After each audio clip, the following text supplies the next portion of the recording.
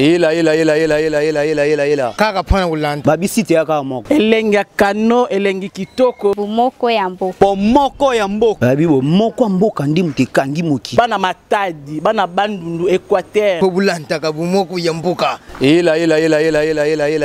Bomoko ya mboka. Zibeka MM na bela. Indi na bomoko ya mboka. Lanta bomoko ya mboka. Bomoko ya mboka. Elengi kano.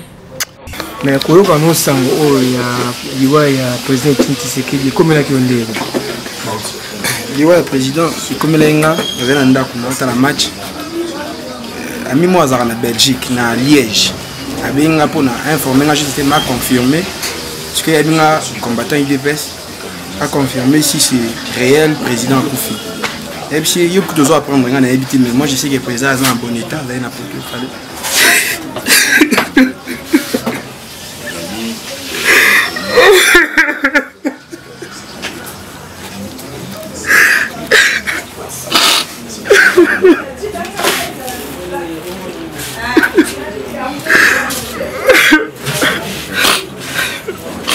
C'est qu'il y a président il fallait là habiter là vérifier.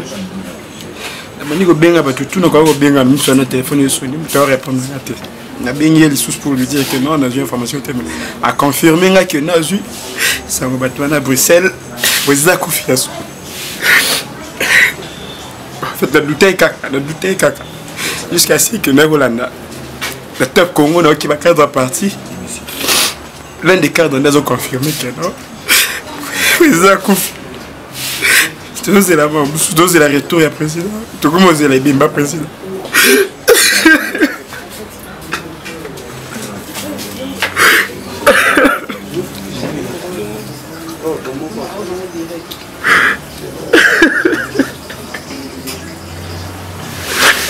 Bonjour Ndeko. Bonjour monsieur.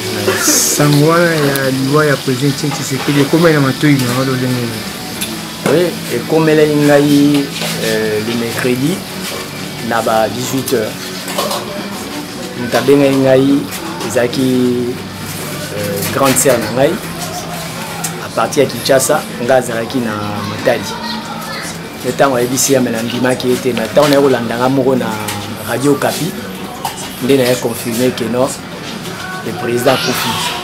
Mais nous avons jeudi poisson d'avril. Mais tant que nous Kinshasa, nous avons confirmé que non, le président Tshisekedi n'est plus. Le sali biso vraiment pas si makasi. Nous avons toujours la président jusqu'à ce que le programme à funérailles au Salama, tu es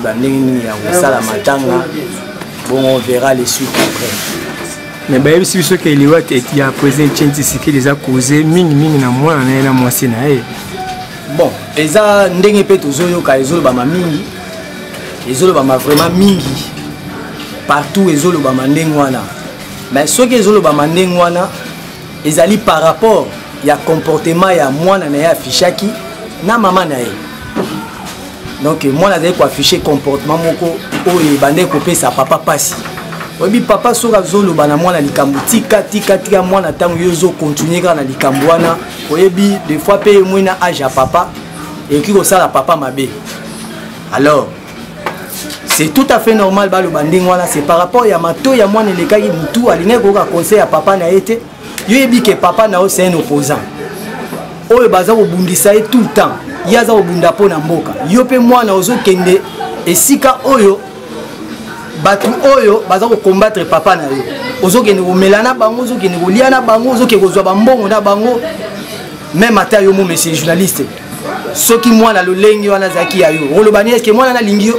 On le baki moi na zali très linya bomayo. Donc c'est normal sur la base le baki liwa ya président maximum et ou tu pas ya moi na moi ciné pour nga bon. Nazo mona ngo quelque part bazan la raison ya le bani wana. Bazan la raison.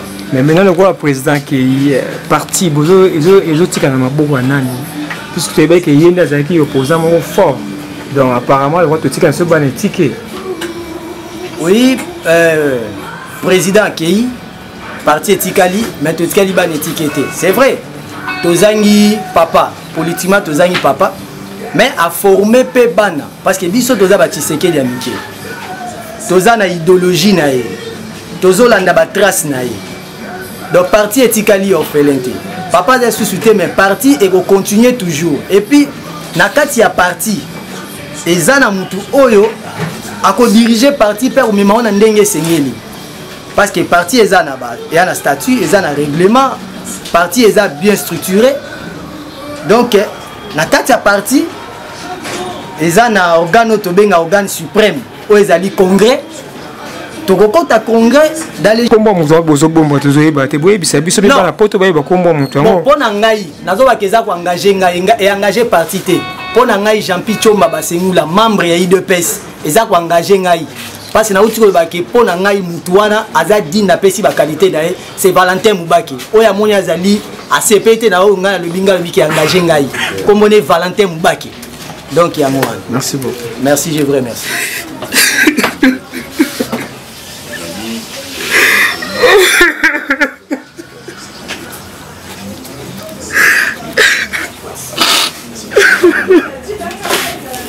biso bana mike kazangulu tokolanda kaka bomoko na mboka.